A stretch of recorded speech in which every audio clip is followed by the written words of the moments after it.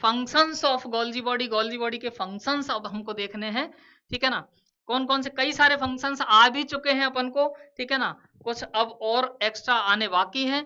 तो सबसे पहला फंक्शन जो होता है बच्चों, packaging and secretion. Most important function of Golgi body जो है वो पैकेजिंग, एनसीईआरटी ने जो दे रखा है वो तो पैकेजिंग ही दे रखा है, लेकिन साथ में सिक्रेशन का भी केस वही मोस्ट इंपॉर्टेंट में आ जाता है, क्योंकि वही इंटर रिलेटेड पॉइंट ही है, ठीक है ना। बात क्या होता है, हाँ, तो पहला पॉइंट तो यहाँ पे देखो जरा, Golgi apparatus principally performs the function of packaging materials to be delivered either to the intracellular targets और सिक्रेटेड आउटसाइड द सेल। अभी मैंने बताया था आपको, यही पॉइंट तो बताया था, गोल्जी बॉडी में वास्तव में जिनको डिलीवर किया जाना है, जिन मटेरियल को पैकेज किया जाना है और डिलीवर करना है, ठीक है ना, तो उनका पैकेजिंग और सिक्रेशन करवाया जाता है गोल्जी बॉडी के द्वारा। अब या तो उनको सेल के अंदर ही इंट्रासेलुलर ट्रांसपोर्ट करवाया जाएगा, टारगेट साइट या तो सेल के अंदर ही होंगी, then that transport will be called intracellular transport, और या टारगेट साइट सेल के बाहर होंगी, मतलब और अगर एक्स्ट्रा सेलुलर ट्रांसपोर्ट कर दिया दैट इज कॉल्ड सिक्रेशन। आइए, तब उसको सिक्रेशन बोल दिया जाता है। मजे वाली बात समझ में आ गई। अच्छा, एक और मजे वाली बात बता दूं तुमको, ठीक है ना, एंडोप्लाज्मिक रेटिकुलम जो अपन ने दोनों तब पढ़ी थी ना, एंडोप्लाज्मिक रेटिकुलम जो आरईआर थी, उस आरईआर के राइबोसोम्स पर जो प्रोटीन का सिंथेसिस होता है, जनरली उन प्रोटीन्स का तो सिक्रेशन करवाया जाता है गोल्जी बॉडी के माध्यम से, एक्स्ट्रा सेलुलर ट्रांसपोर्ट किया जाता है। और जो साइटोप्लाज्म में बिखरे हुए राइबोसोम होते हैं ना, वो ऐसा बताते हैं, साइटोप्लाज्म में बिखरे हुए राइबोसोम्स पर बनी प्रोटीन्स को इंट्रासेलुलर ट्रांसपोर्ट किया जाता है। उनकी टारगेट साइट जनरली सेल के अंदर ही होती है, ज्यादातर केस में ऐसा होता है। आ रही है बात समझ में, ठीक है। बात फिक्स फंडा तो नहीं है, लेकिन ज्यादातर केस में ऐसा होता है। तो पैकेजिंग और सिक्रेशन का नजारा जो अपन ने इंट्रोडक्टरी स्लाइड में यहाँ पे डायग्राम ले रखा था, वो ये एंडोप्लाज्मिक रेटिकुलम है। एंडोप्लाज्मिक रेटिकुलम वास्तव में क्या कर रही है, अपनी वेसिकल्स को पिंच ऑफ कर रही है। ये वेसिकल्स गई, ठीक है ना भाई बात, ये वेसिकल्स, और ये वेसिकल में यहाँ पे, चलो एक बार वापस आ जाने दो, वापस आने दो, ये वाला जो मामला दिख रहा है आपको, ठीक है ना, ये वाला जो मैटर आप देख पा रहे हो, ये एक्चुअल में ट्रांसपोर्टिंग वेसिकल है, ठीक है ना। दिस इज ट्रांसपोर्टिंग वेसिकल, जो ट्रांसपोर्ट की जा रही है, इंट्रासेलुलर ट्रांसपोर्ट किया जा रहा है ईआर के जरिए, प्रोटीन या लिपिड भरे होंगे, ठीक है ना। अब ये ट्रांसपोर्ट वेसिकल्स गई और कहां पे पहुंच गई, गोल्जी बॉडी के पास। वो जो आप देख रहे हो येलो कलर का मामला, ये गोल्जी एपरेटस या गोल्जी बॉडी है। गोल्जी बॉडी अपनी सिस फेस के जरिए इनको क्या कर रही है, देखो ये फ्यूज हो रही है, ये सिस फेस है इसकी, ठीक है ना, उसमें फ्यूजन होगा सिस फेस में, सिस फेस के साथ फ्यूजन होगा। इस गोल्जी बॉडी की सिस्टर्नी के अंदर जो ल्यूमेन बैठी है, उसके अंदर इंट्रासिस्टर्नल मैट्रिक्स जो है, वहां पे इन प्रोटीन और लिपिड का क्या किया जाता है, केमिकल मॉडिफिकेशन किया जाता है। और मैं बता दूं जनरली क्या किया जाता है, ग्लाइकोसाइलेशन किया जाता है। क्या किया जाता है, ग्लाइकोसाइलेशन और ग्लाइकोसाइडेशन, ग्लाइकोसाइलेशन और ग्लाइकोसाइडेशन किया जाता है, ठीक है ना। बोलो ये इनमें भी डिफरेंस आ रहा है क्या, तो अभी देखते हैं डिफरेंस है, ठीक है ना। कुल मिला के कहने का मतलब यह है कि प्रोटीन और लिपिड के साथ क्या जोड़ दिया, ग्लाइको टर्म ऐड कर दी, मतलब कार्बोहाइड्रेट जोड़ दिया, वो तो है ग्लाइकोसाइलेशन। और उस कार्बोहाइड्रेट मटेरियल को, उस ओलिगोसैकेराइड को वास्तव में जो फॉर्म किया जाता है, जो ग्लाइकोसाइड्स फॉर्म किए जाते हैं, उसको बोलते हैं glycosidation. Formation of glycosides is called glycosidation.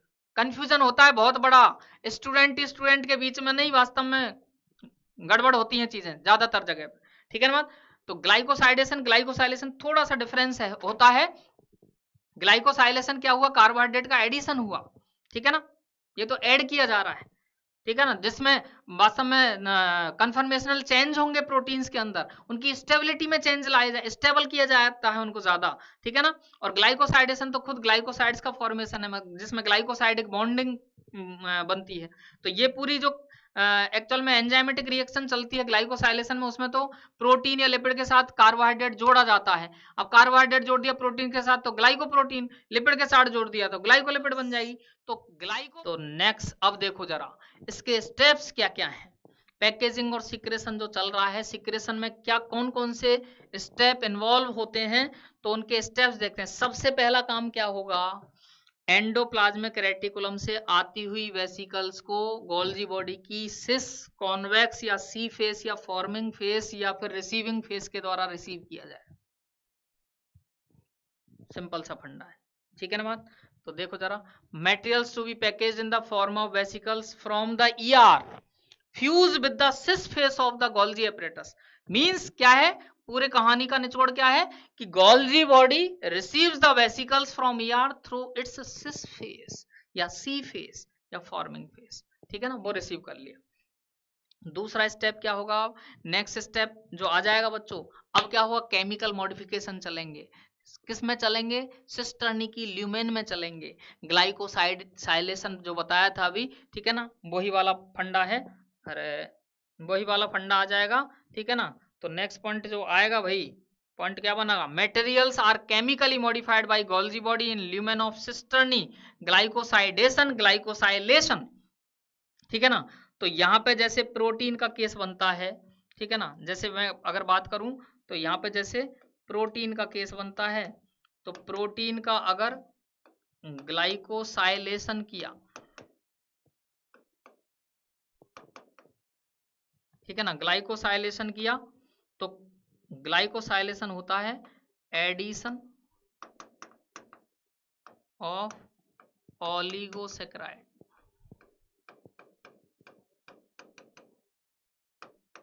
बोले तो कार्बोहाइड्रेट, कार्बोहाइड्रेट का क्या होता है, एडिशन होता है, ठीक है ना भाई बात। और इस तरह से बन जाती है ग्लाइकोप्रोटीन, ग्लाइकोप्रोटीन। ऐसे ही अगर लिपिड का ग्लाइकोसाइलेशन किया तो बन जाती है ग्लाइकोलिपिड। तो ये रॉ मटेरियल है, एक तरह से ये क्या कर दिया, एक तरह से उसको मैच्योर कर दिया है, ठीक है ना, तैयार मटेरियल, ठीक है ना, ready to shift, ready to be क्या ट्रांसपोर्ट, उस मटेरियल की फॉर्म में इसको क्या कर दिया, तैयार कर दिया, ठीक है ना भाई बात। इसके बाद में नेक्स्ट पॉइंट जो आ रहा है वो आ रहा है कौन सा, अच्छा इधर और पॉइंट बन गया यार, ये गड़बड़ी और हो जाती है कई बार, ठीक है ना। ग्लाइकोप्रोटीन्स थोड़ा छोटा कर देता हूँ, ग्लाइकोप्रोटीन्स, ठीक है ना, और ये थी ग्लाइकोलिपिड, ठीक है।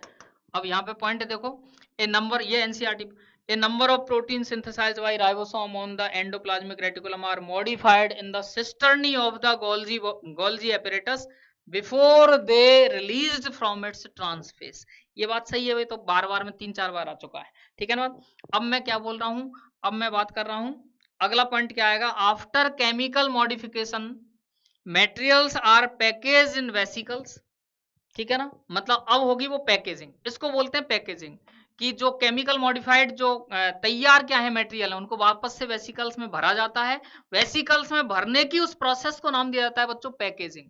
जो मेन फंक्शन बताया गोल्जी बॉडी, पैकेजिंग होती है। फिर उन वेसिकल्स को ट्रांसफेस के माध्यम से क्या किया जाता है, पिंच ऑफ कर दिया जाता है, बाहर डायरेक्ट किया जाता है, डायरेक्शन दिया जाता है कि इसका इंट्रासेलुलर ट्रांसपोर्ट उस जगह पे करना है या फिर उसका एक्स्ट्रा सेलुलर ट्रांसपोर्ट उस जगह पे करना है, सेल के बाहर सिक्रेशन करना है, ठीक है ना।